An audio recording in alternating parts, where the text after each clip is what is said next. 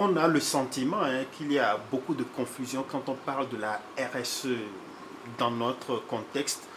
Alors, je ne sais pas si vous pouvez nous expliquer quelle est la définition et quelles sont peut-être les subtilités par rapport à ce concept de gouvernance. Alors, vous avez bien dit le concept de gouvernance, parce que pour moi, la RSE est avant tout un outil de gouvernance. La définition que j'en donne, c'est que c'est un processus à partir de laquelle les entreprises doivent associer leurs parties prenantes clés dans ce que j'appelle, moi, des rencontres de dialogue parties prenantes. Cette nécessité-là de dialoguer avec un objectif essentiel, c'est de faire évoluer les objectifs de développement durable, notamment les 15 objectifs de développement durable, puisque les deux derniers sont nécessairement liés à la gouvernance de l'entreprise. Alors, ça exige des prérequis. Ces prérequis-là, il faut que l'entreprise soit d'abord dans un bon système de gouvernance et nécessairement un engagement fort de la direction générale et même du conseil d'administration d'intégrer la question du développement durable dans le système de management. Et donc, là, ce système de gouvernance fait appel à 7 principes. C'est 7 principes de la RSE. Les 7 principes, c'est d'abord la redevabilité. L'entreprise doit rendre compte à ses parties prenantes, rendre compte de ses impacts négatifs, je dirais d'abord. Quelles sont ces parties prenantes? Ces parties prenantes, si je prends le cas des compagnies minières, on peut les hiérarchiser. La plus importante des parties prenantes, c'est les populations riveraines et d'une manière générale les populations du territoire dans lequel l'entreprise évolue. C'est également les autorités locales, c'est les fournisseurs, les sous-traitants et bien entendu l'État. Donc c'est important dans le cadre de cette redevabilité-là que les compagnies minières et toute entreprise puissent institutionnaliser ce dialogue-là qui permet la redevabilité. Et le deuxième principe, c'est la transparence. Donc ce dialogue-là doit se faire en toute transparence, ce qui nécessite de mettre autour de la table des indicateurs qui permettent aux parties prenantes, notamment aux populations, de suivre un peu l'évolution des activités et actions que mène l'entreprise de manière régulière et permanente. Le troisième principe, c'est l'éthique. Je ne reviendrai pas là-dessus, mais dans le cadre des compagnies minières, on fait très attention aux devoirs de vigilance, notamment liés à la lutte contre la corruption. Vous avez également le quatrième principe qui est le respect des intérêts et attentes des parties prenantes. Donc, ce qui suscite la nécessité de dialoguer, encore une fois. Cinquième principe, c'est le principe de la légalité. On respecte les lois et règlements du pays. Sixième principe, on va au-delà du principe de la légalité pour se conformer à des standards internationaux dans le domaine du travail, dans le domaine de la santé, dans le domaine de l'environnement. Et enfin, le dernier principe, c'est la question des droits humains. Pas non seulement dans l'entreprise de la compagnie minière, mais je dirais surtout dans la chaîne d'approvisionnement et d'une manière générale dans la chaîne de valeur de la compagnie minière, s'assurer du respect de la conformité réglementaire, mais également des droits de l'homme au niveau des sous-traitants, des fournisseurs. Donc voilà un peu ce prérequis-là au niveau des entreprises, nécessité de bonne gouvernance, nécessité de dialogue et surtout nécessité de faire des partenariats, ce qu'on appelle des partenariats pour le développement durable, de conclure des conventions avec notamment des partenaires techniques et ou financiers de la société civile ou autres, pour développer de vrais projets à impact. Parce que, comme je disais, la finalité de la RSE, c'est de faire évoluer les objectifs de développement durable. Et pour ce faire, on ne peut pas le faire seul. L'entreprise est obligée d'être en partenariat avec notamment des organisations de la société civile. Donc voilà un peu le concept tel qu'il est décrit. Très bien. Alors, vous avez eu à accompagner beaucoup d'entreprises minières dans leur initiative RSE. Est-ce que dans le secteur minier, la RSE revêt une certaine particularité? Alors, comme je disais, il y a quand même un droit commun dans la RSE. Ce sont ces principes-là. Si je prends le cas du Sénégal, on est encore très loin d'une appropriation de ces principes par les compagnies minières. Alors, c'est vrai qu'il faut distinguer les différentes catégories de structures. Vous avez des compagnies minières qui sont en exploitation, qui sont en production. Et parmi celles-là, je ne citerai pas, mais il y en a très très peu qui sont sur ces principes-là. Il suffit juste de suivre l'actualité des médias pour savoir si le dialogue se passe réellement bien entre les compagnies minières et les populations. Donc la particularité de la RSE dans le secteur des mines, c'est surtout le territoire dans lequel elles évoluent, où souvent elles sont très éloignées du milieu urbain et qu'elles doivent évoluer à proximité d'un environnement qui est informel. Un environnement informel, donc avec des populations qui souvent sont analphabètes, où il y a très peu de qualifications professionnelles sur lesquelles les entreprises pourraient s'appuyer. Et surtout, elles évoluent dans un environnement où la nature, justement, la préservation de la nature est un élément essentiel. Et donc, elles doivent tenir compte de cet aspect environnemental qui est important. Donc, c'est cette particularité-là. Et on observe, au Sénégal en tout cas, très peu d'entreprises qui sont dans ce dialogue-là, partie prenante, notamment avec les populations.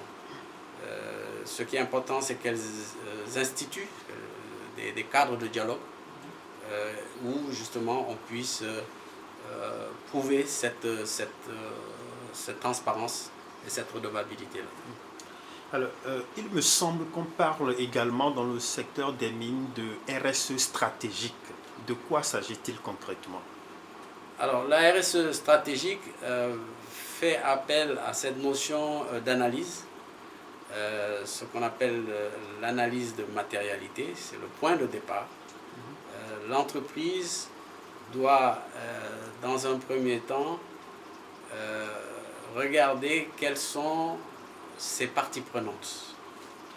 Elle doit faire une analyse globale, très détaillée, de ces parties prenantes. Donc vous allez trouver parmi les populations riveraines des catégories de populations, des jeunes, des femmes, des élus, etc.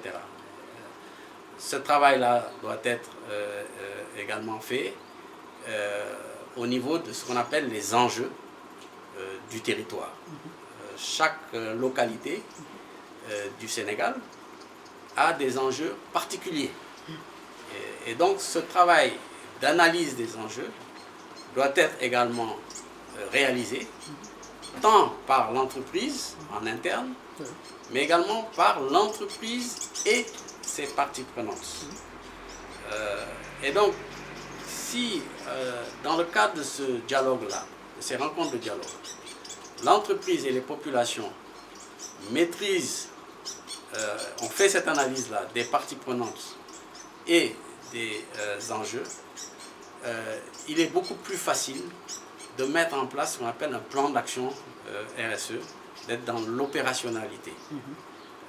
Et bien entendu de mettre en place une stratégie de développement durable qui soit adaptée aussi bien au contexte des populations qu'au contexte du territoire. Donc c'est en ce sens que la RSE est avant tout un élément de gouvernance et un élément de stratégie. Alors, c'est connu que les zones d'exploitation minière connaissent un fort taux de pauvreté. Quelle est donc la pertinence de la RSE dans le secteur des mines? La RSE, comme je le disais en début d'interview, sa finalité, c'est le développement durable. Ouais. Sa finalité, c'est l'ODD 1, l'objectif de développement durable 1, c'est la lutte contre la pauvreté. Ouais. En définitive, toutes les entreprises doivent être sur cet objectif-là de réduire la pauvreté. Et encore plus les compagnies minières qui sont en milieu rural, dans une zone souvent éloignée donc, des villes. Le développement d'un pays ne peut se faire que si les actions de développement sont menées sur l'ensemble du territoire.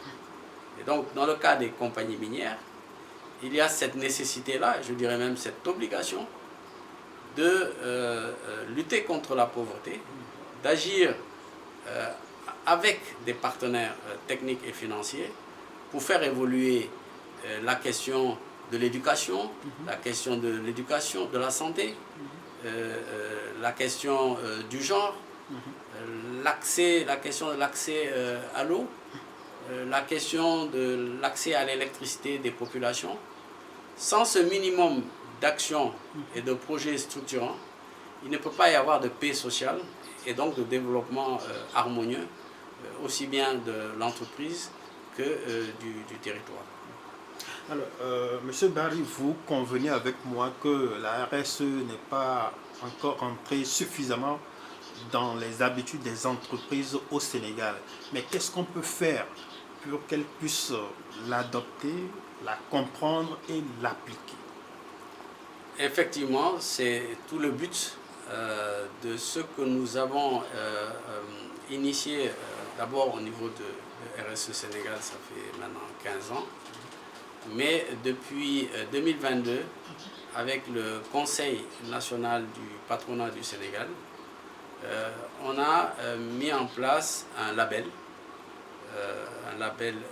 RSE CNP, pour lequel on invite justement les entreprises à concourir.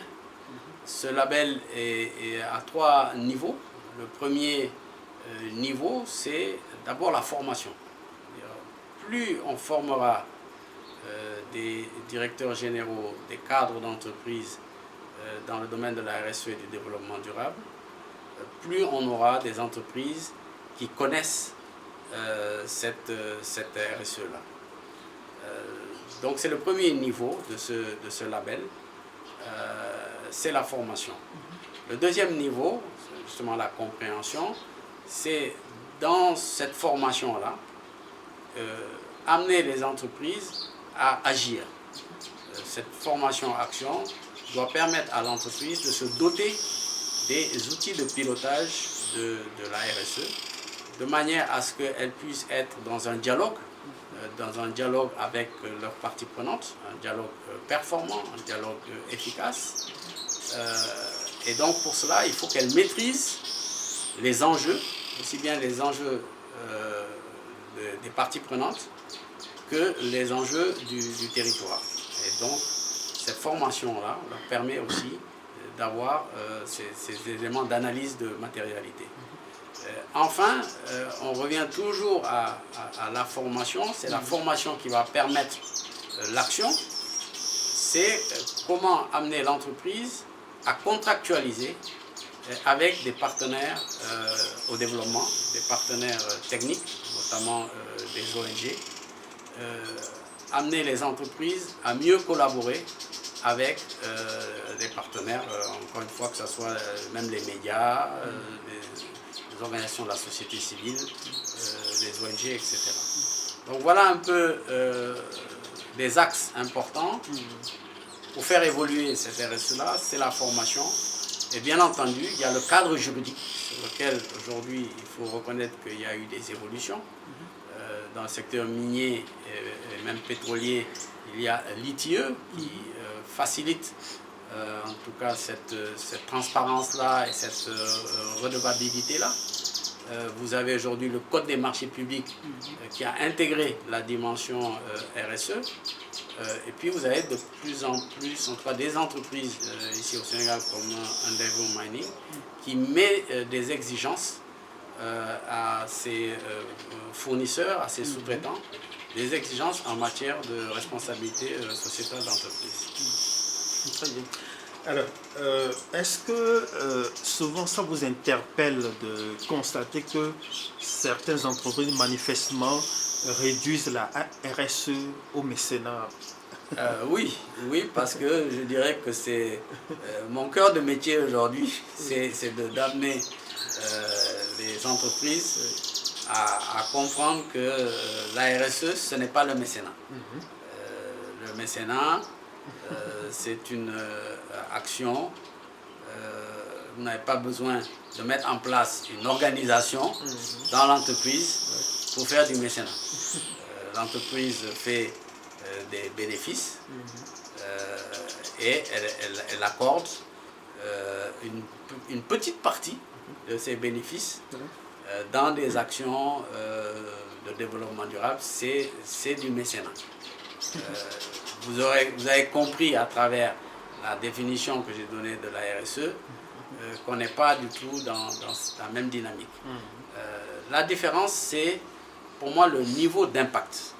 Le mécénat ne permet pas de répondre à un niveau d'impact significatif en matière de développement durable. La RSE stratégique doit permettre de conclure des partenariats avec des ONG ou des parties prenantes externes pour avoir un impact significatif en matière de développement durable. Ce n'est que la RSE qui peut permettre de faire évoluer de manière significative les objectifs de développement durable. Très bien. Alors pour finir, moi je peux être tenté de dire que bon, la RSE c'est pour les grandes entreprises. Moi, jeune entrepreneur qui vient de commencer, en quoi la RSE me concerne-t-elle? C'est une bonne question. Est-ce qu'une start-up oui, une start-up qui démarre oui. peut être dans la pratique de la RSE? Je le pensais il y a quelques années. Ah oui. Je suis plus nuancé maintenant pour une start-up. Bien que, selon les principes et la méthodologie que je vous ai donnée, ce serait possible. Mais la RSE est quand même un investissement. C'est un investissement, c'est pas quelque chose qui se met en place facilement. Et donc c'est peut-être les limites que je mettrai à ce qu'une start-up s'approprie la RSE telle qu'elle est décrite. Maintenant, au niveau des grandes entreprises, sans un engagement fort et réel, et j'insiste sur le réel, des directeurs généraux, et même je dirais des conseils d'administration, il ne peut pas y avoir une vraie pratique de la RSE. Et donc, oui, je pense que les La RSE est un outil qui peut s'adapter à toutes les entreprises, même à toute organisation, même l'État, même les organisations de l'État. Mais avant tout, c'est l'engagement fort de la direction générale. D'accord. Barry, merci beaucoup.